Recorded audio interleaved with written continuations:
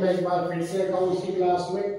और जैसे आपको पता है आपका चैप्टर चल रहा है admission of a new partner, तो उसमें टॉपिक ये आता है, देखो calculation of new partner capital. कभी कभी ना तो आपको क्वेश्चन में नए पार्टनर की कैपिटल दे ही नहीं रखी होगी, तो आपको नए पार्टनर की कैपिटल कैलकुलेट करनी होती है। तो वो कैसे कैलकुलेट करेंगे हम नए पार्टनर की कैपिटल, वो अब आपको यहाँ पे सीखना है, ठीक है ना। याद रखें, नए पार्टनर की कैपिटल ना हमेशा पुराने जो पार्टनर होते हैं उनकी कैपिटल के बेस पे निकाली जाती है। तो हमारे पास इसका मतलब क्वेश्चन के अंदर जो पुराने पार्टनर है ना उनकी कैपिटल जरूर होनी चाहिए, वो भी आफ्टर ऑल एडजस्टमेंट। अभी का कैपिटल आफ्टर ऑल एडजस्टमेंट क्या होती है बच्चों, मतलब ऐसी कैपिटल पुराने पार्टनर्स की जिसमें सारे के सारे अनडिस्ट्रीब्यूटेड प्रॉफिट ट्रांसफर कर चुके हो आप, जैसे P&L का बैलेंस, जनरल रिजर्व का बैलेंस, राइट, या कोई अनडिस्ट्रीब्यूटेड लॉस हो तो वो भी आप ट्रांसफर कर चुके हो। कोई पुरानी गुडविल थी, राइट ऑफ कर चुके हो। असेट्स और लायबिलिटी का रिवैल्यूएशन आपने किया था और जो भी प्रॉफिट आया था या लॉस आया था वो आप पार्टनर्स के कैपिटल में ट्रांसफर कर चुके। उसके बाद जो कैपिटल आती है ना बच्चों, जो लास्ट में कैपिटल अकाउंट बना के जो लास्ट में पता चलती है, जिसे आप टू बैलेंस CD लिखते हो, जो आप बैलेंस शीट में उतारते हो, वो होते हैं कैपिटल आफ्टर ऑल एडजस्टमेंट। तो उस कैपिटल के बेस पर ही हमेशा नए पार्टनर की कैपिटल जो है वो कैलकुलेट की जाती है। तो चलिए सीखते हम कि नए पार्टनर की कैपिटल जो है वो कैसे निकाली जाएगी। तो दो तरीके हैं आपके पास नए पार्टनर की कैपिटल निकालने के। मैं आपको दोनों पॉइंट जो है वो सिखा दे रहा हूं यहाँ पे। मान लीजिए आपके पास पार्टनर है A और B, इनका रेशियो दे रखा है 3:2 और कैपिटल दे रखी है इनकी after all adjustment, capital after all adjustment. मान लीजिए आपके पास कि A की कैपिटल थी 60,000 और B की कैपिटल थी 30,000। ये इनकी कैपिटल दे रखी है 60 और 30। इन्होंने C को एडमिशन लिया और इसका शेयर रखा गया 1/5। क्वेश्चन में आपको यू लिख रखा है, देखो C brings 1/5 of combined capital of A and B, combined capital of A and B। combined लिखा हो या टोटल लिखा हो, एक ही बात है बच्चों, ठीक है ना। ये लैंग्वेज देखो आप, C brings 1/5 of combined capital of A and B, या फिर यू लिखा होगा C brings 1/5 of combined capital of new firm। देखो वर्ड सिर्फ एक चेंज हुआ है लेकिन इसका मतलब बिल्कुल अलग हो चुका है। यहां कंबाइंड कैपिटल A और B की थी, A और B ये रहे आपके, और उनकी कैपिटल गिवन है 60 और 30 90,000। तो ये तो बड़ा आसान काम होता है। और यहां लिख रखा है C brings 1/5 of combined capital of new firm। New firm का मतलब होता है बच्चों A, B और C भी तीनों मिला के, तीनों को मिला के बनती है नई फर्म। अब नई फर्म की कैपिटल हमारे पास कहां है, हमारे पास तो A की है, B की है, चलो 60 और 30 90 तो है, लेकिन C की कहां है, वही तो हमने कैलकुलेट करनी है। तो ये बिल्कुल अलग पॉइंट है, ये बिल्कुल अलग पॉइंट है। इसको ऐसे भी लिखा जा सकता है, C brings proportionate capital, proportionate capital। तो किस तरीके से आप जो है वो कैपिटल निकालोगे नए पार्टनर की, अब हम वो सीखने जा रहे हैं। देखो चलिए, ये फर्स्ट केस है आपके पास और ये सेकंड केस। फर्स्ट केस में क्या करना है, देखो आपने C कितनी कैपिटल लेके आ रहा है 1/5 of combined capital of A and B। तो आप A और B की कैपिटल को कंबाइन कर लो। देखिए आप A की कैपिटल कितनी है 60 और B की कैपिटल कितनी है 30, तो दोनों की टोटल कैपिटल कितनी हो गई बच्चों, यहाँ पे 90,000 हो गई फर्म की कैपिटल, सॉरी A और B की capital, combined capital of A and B ये हो गई 90,000। और C को कितना लेके आना है 1/5, तो इसका 1/5 निकाल लीजिए। C विल ब्रिंग, तो ये C की कैपिटल हो जाएगी 90,000 इंटू 1/5, तो यो लेके आएगा 18,000 रुपए कैपिटल के। तो ये आपके पास फर्स्ट पॉइंट हो गया कि सी जो है वो कितनी कैपिटल लेके आएगा, इन दोनों की कैपिटल, दोनों की टोटल कैपिटल का 1/5। तो आपने 90,000 किया और 1/5 कर लिया 18,000। अब आते हैं केस नंबर 2।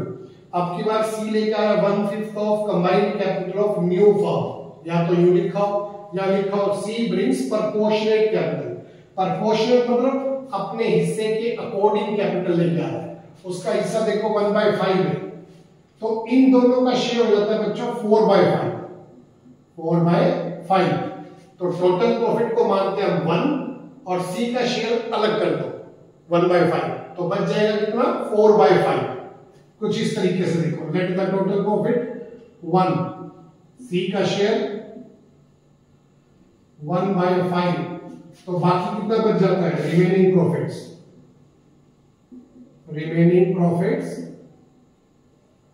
1 - 1/5, ये बच जाता है हमारे पास 4/5। अब ये 4/5 इन दोनों का होता है, तो आपको ये तो मालूम है कि 4/5 के लिए कैपिटल फर्म में लगी हुई है 90,000, तो इसके बेस पे हम नए पार्टनर की कैपिटल इजीली काउंट कर सकते हैं। तो क्या लिखना आपने, capital for 4/5 share, capital for 4/5 share, इस 4/5 के लिए कैपिटल है 90,000। कैपिटल फॉर 1 शेयर, जैसे ही आप कैपिटल फॉर 1 शेयर करते हो 90,000, ये नीचे आ जाता है 4/5 हो जाता है, तो रेसिप्रोकल कर दो 5/4।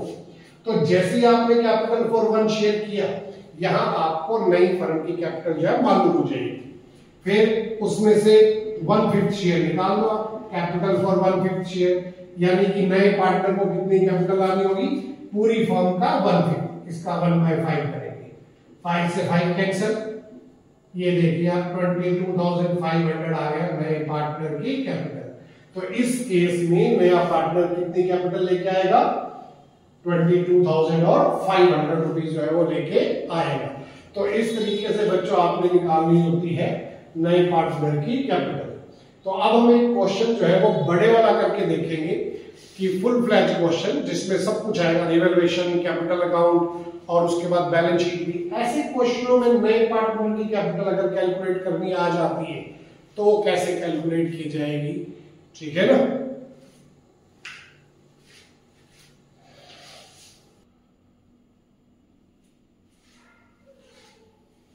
तो एक बड़ा क्वेश्चन मैं आपको करना सिखा रहा हूं, देखो कि कैसे नए पार्टनर की कैपिटल आपको कैलकुलेट करनी है। ये ए और बी बच्चों देखो दो पार्टनर दे रखे हैं, रेशियो है 3:2। बैलेंस शीट इनकी गिवन है 31 मार्च 2024 को।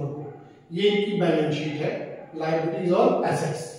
इन्होंने सी को एडमिशन दिया, देखो 1 अप्रैल 2024 को मान लो सी को एडमिशन दिया, इसका शेयर रखा गया 1/5। ये प्रोपोर्शनेट कैपिटल लेके आएगा, देखो ही ब्रिंग्स प्रोपोर्शनेट कैपिटल, मतलब उसकी कैपिटल गिवन नहीं है क्वेश्चन के अंदर, आपको इस क्वेश्चन में आपको इसकी कैपिटल निकालनी सीखनी है। और ये 30,000 अपना प्रीमियम का अमाउंट लेके आ रहा है, गुडविल का कितना अमाउंट लेके आ रहा है 30,000। आपको ये एडजस्टमेंट और करने के लिए कहा गया, देखो रिवैल्यूएशन के पॉइंट है, स्टॉक की वैल्यू ज्यादा लगाई हुई थी तो इसका मतलब आपने उसको कम करना है, ये नुकसान है हमारे लिए। लैंड बिल्डिंग को डेप्रिसिएट करना है, ये भी नुकसान होता है, आपको मालूम है। मशीनरीज अंडर वैल्यूड लिखा हुआ है बाय 10%। अंडर वैल्यूड का मतलब होता है बच्चों कि आपने ये जो पास्ट में ये जो इसकी वैल्यू दिखाई हुई है बैलेंस शीट में, बुक वैल्यू 90,000, ये कम लगाई हुई है। जो चीज एक्चुअल में 100 रुपए की थी आपने उसको 10% कम लगाया हुआ है, तो ये 90% के इक्वल है, तो आपने इसकी वैल्यू इसका मतलब बढ़ानी है, ठीक करनी है, तो ये फायदे की बात होती है। फिर फोर्थ पॉइंट लिखा हुआ है कि क्रेडिटर्स को आपने 10,000 रुपए ज्यादा देने हैं बुक वैल्यू से, यानी लायबिलिटी आपकी बढ़ रही है, तो ये तो नुकसान है बिजनेस के लिए।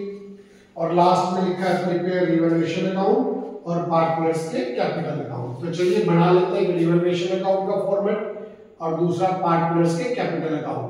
आपको मालूम है फॉर्मेट, पार्टिकुलर अमाउंट, ठीक है। प्रॉफिट होगा तो इधर लिखते हैं और लॉस होगा तो इधर लिखते हैं, ये हम पहले सीख चुके हैं रिवैल्यूएशन अकाउंट तैयार करना। तो कैसे शुरू करना, देखो आपने इस क्वेश्चन को सबसे पहले बच्चों उठाओ इनकी कैपिटल। तो शुरुआत आपने यहीं से करनी है, बाय बैलेंस ब्रॉट डाउन, ये सबसे पहला स्टेप है। 160 और 80, 160 इसकी कैपिटल और 80,000 इसकी कैपिटल है। जब हम पेपर चेक करने जाते हैं ना सीबीएसई में, तो हाफ मार्क तो सिर्फ इसी का ही होता है, बाय बैलेंस बीडी लिखने का। तो आपको यहां से शुरुआत करना है, बाय बैलेंस ब्रॉट डाउन 1,60,000 और दूसरा 80,000 इसकी कैपिटल। उसके बाद चेक कीजिए कोई अनडिस्ट्रीब्यूटेड प्रॉफिट है क्या। 4 होते हैं बच्चों अनडिस्ट्रीब्यूटेड प्रॉफिट, ये हम पढ़ चुके हैं पिछले टॉपिक में। एक होता है P&L अकाउंट, दूसरा जनरल रिजर्व या रिजर्व फंड, तीसरा WCR वर्कमैन कंपनसेशन रिजर्व और चौथा होता है IFR इन्वेस्टमेंट फ्लक्चुएशन रिजर्व। इनमें से देखो जनरल रिजर्व गिवन है 60,000, तो आपने क्या करना है, नए पार्टनर के एडमिशन के दिन इस प्रॉफिट को हम डिस्ट्रीब्यूट कर देते हैं पार्टनर्स में। तो आप यहां डिस्ट्रीब्यूट कर दीजिए, बाय जनरल रिजर्व 60,000 है, देखो इनका रेशियो है 3:2, तो 3:2 में डिस्ट्रीब्यूट कर दो 36,000 और 24,000। इस तरीके से आपने इसको डिस्ट्रीब्यूट कर देना है। जनरल रिजर्व पार्टनर से ना पार्टनर्स की कैपिटल क्या होती है, इंक्रीज हो जाती है। ये इंक्रीज वाली साइड है यूं कह लो आप, और ये डिक्रीज वाली साइड है। जब भी आप प्रॉफिट बांटते हो पार्टनर्स की कैपिटल इंक्रीज हो जाती है, तो आपने उस साइड पर डिस्ट्रीब्यूट कर देना है। अब चेक करो एसेट साइड पे कोई अनडिस्ट्रीब्यूटेड लॉस हो या पुरानी गुडविल हो, देखो P&L दे रखा है, ये अनडिस्ट्रीब्यूटेड लॉस है। दो होती हैं आपके अनडिस्ट्रीब्यूटेड लॉसेस, एक P&L अकाउंट और दूसरा एडवर्टाइजमेंट सस्पेंस, या इसको हम डेफर्ड रेवेन्यू एक्सपेंडिचर भी बोल देते हैं। तो आपने इसका क्या करना है, इधर राइट ऑफ करना है इसको to profit and loss account. वही सेम ओल्ड पार्टनर्स में ओल्ड रेशियो में, इसमें नए पार्टनर का कोई रोल नहीं, कोई मतलब नहीं उसका। तो ये 20,000 है, देखो इसको 3:2 में डिस्ट्रीब्यूट कर दो आप, 12,000 और 8,000। सेम वे में देखो गुडविल दे रखी है पुरानी, ठीक है। तो अकाउंटिंग स्टैंडर्ड 26 ही कहता है ना कि फिक्टिशियस सेट्स को या ये जो गुडविल है उसको क्या कर दो, देखते ही खत्म कर दो, राइट ऑफ कर दो। तो गुडविल को भी ऐसे ही राइट ऑफ करना आपने। तो 2 गुडविल, ये गुडविल राइट ऑफ कर रहा हूं मैं, ओल्ड वाली गुडविल को 30,000 को 3:2 में, तो 18,000 और 12,000। तो चलिए बैलेंस शीट का काम तो खत्म, जो हमें चाहिए था यहां से हमने उसको ले लिया। तो ये सबसे इंपॉर्टेंट पॉइंट्स है बच्चों। देखो उसके बाद देखो सी को एडमिशन दिया हमने, उसकी कैपिटल कितनी है वो तो हमें मालूम नहीं, वो तो सबसे लास्ट में पता चलेगा जब हमें ए और बी की कैपिटल पता चल जाएगी सारी एडजस्टमेंट करने के बाद, उसके बेस पे निकालेंगे हम। अब आगे बढ़ते हैं, 30,000 वो प्रीमियम के लेके आया। अब नया पार्टनर जब प्रीमियम लेके आता है ना बच्चों, तो वो प्रीमियम ए और बी के लिए लेके आता है, तो ए और बी में डिस्ट्रीब्यूट कर देते हैं इसको, by premium for goodwill. 2 entry pass कर दी थी हमने उसकी। पहली एंट्री होती है प्रीमियम लाने की, bank account debit to premium for goodwill, और फिर जब उस प्रीमियम को डिस्ट्रीब्यूट करते हैं तो ए और बी में बांटना आपने उनके सैक्रिफाइसिंग रेशियो में। तो एंट्री होती है premium account debit to A's capital और टू बीज कैपिटल। तो ए और बी क्रेडिट होते हैं, इसलिए इनकी क्रेडिट साइड में डालना आपने।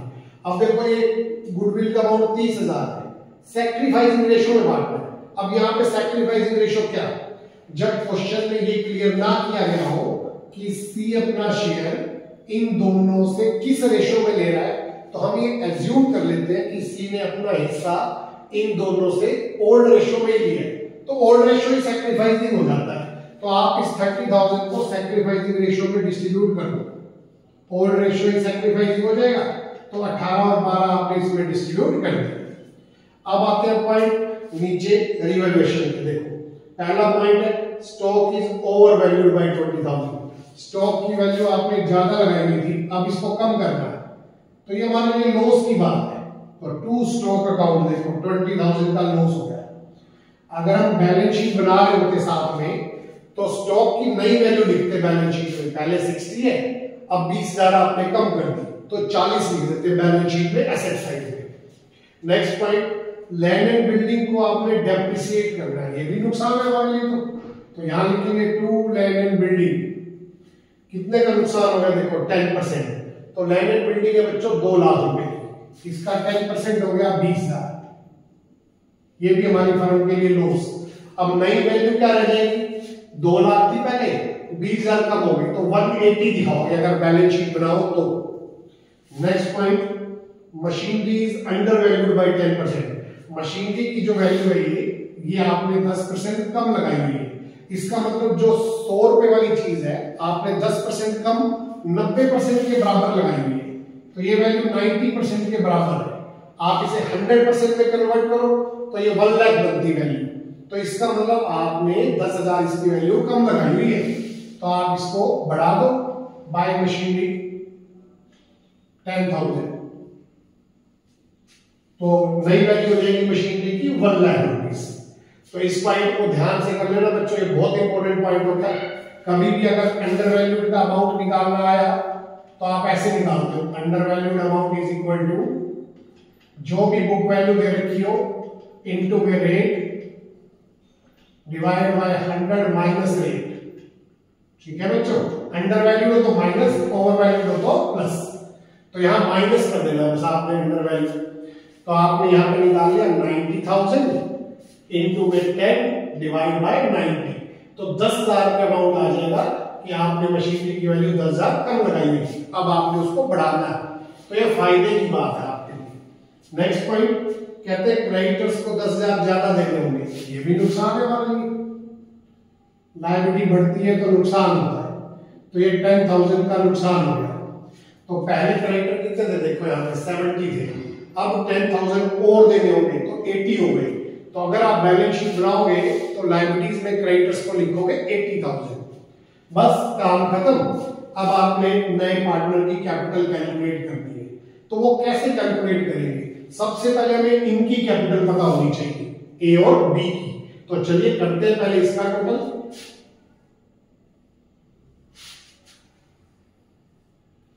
देखो इसका डेबिट साइड में 50,000 है और क्रेडिट साइड में सिर्फ 10,000 है, तो 40,000 रुपए का आपने हो गया लॉस। बच्चों यहाँ पे ये लॉस आपने यहीं पे डिस्ट्रीब्यूट करके दिखाना है, ए और बी में ओल्ड रेशो के अकॉर्डिंग।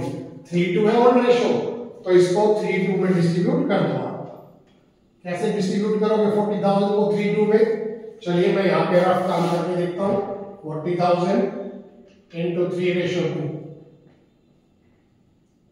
तो 24,000 का लॉस ए के अकाउंट में आएगा और 16,000 का लॉस बी के अकाउंट में आएगा। ये इस साइड पे आ जाएगा, टू रिवैल्यूएशन अकाउंट, ये लॉस है बच्चों। लॉस डिस्ट्रीब्यूट करने से कैपिटल कम होती है, इसीलिए डेबिट साइड में आता है ये लॉस। देखो प्रॉफिट इधर बांटा था आपने, लॉस इधर बांट है। अब आप पता करो कि इनकी कैपिटल कितनी है। देखो पहले ए और बी की, ए और बी के बेस पे ही सी की कैपिटल निकलती है हमेशा। तो करते हैं पता, ए की कैपिटल कितनी 160 प्लस 96 196, और ये हो गया 18,000 और जोड़ दो 196 प्लस 18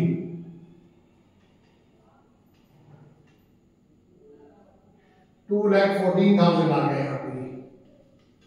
214 में से ये माइनस कर दीजिए आप, तो 2 बैलेंस सी डी, पता चल जाएगा ए की कैपिटल कितनी है आफ्टर ऑल एडजस्टमेंट।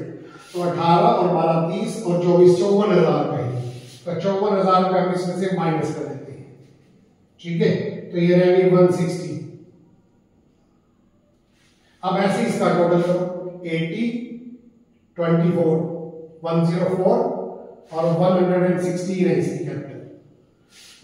1,16,000 इसमें से ये माइनस कर दीजिए, 8 और 12 20 और 16 36,000 रुपए माइनस कर दो। तो 1,16 में से 36 माइनस होंगे तो इसकी कैपिटल भी 80 आ गई, बाय चांस वही आ गई कैपिटल ओपनिंग वाली। खैर ये कैपिटल होती है आफ्टर ऑल एडजस्टमेंट, 160 और 80,000। चेक कर लीजिए कोई टोटल में मिस्टेक तो नहीं है आपकी, 160 और 80 हो गई इसकी कैपिटल। तो इसके बेस पे ही अब आपको क्या करना होता है, नए पार्टनर की कैपिटल जो है वो निकालनी है।